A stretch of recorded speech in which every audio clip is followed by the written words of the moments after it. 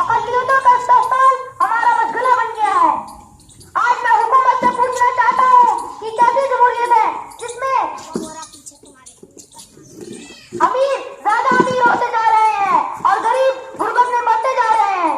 دولت چند افراد اور خاندانوں میں محدود ہے. یہ کیسی جمہوریت ہے جس میں ایک محل اپنے عیاری مکاری اور سرمایہ کے بل پر سیدھا چن لیا جاتا ہے اور ہمارا قیمتی ووٹ لے کر لوک سبھا کی کرسی تک پہنچتا ہے اور 5 سال تک وہ اپنی منمانی کرتا ہے. یہ کیسی جمہوریت ہے جس میں مسلمانوں کے جذبات سے کھلواڑ کیا جا رہا ہے. اسی لیے علامہ اقبال رحمۃ اللہ علیہ نے ایسی جمہوریت کے بارے میں کہا تھا, اس طرح بے رنگ و بو کو گلستہ سمجھا ہے تو, نادا قفس کو آشیاں سمجھا ہے تو. ایسی جمہوریت کا ظاہر حسین ہے, مگر باطن تاریخ اور خوفناک ہے.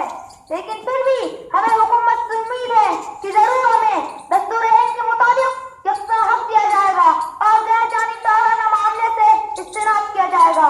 اسی پہ میں اپنی بات ختم کرتا ہوں. وآخر دعوانا الحمدللہ. السلام.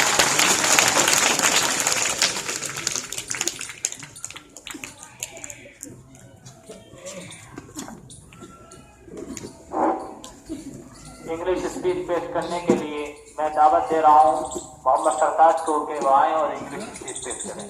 محمد سرتاج.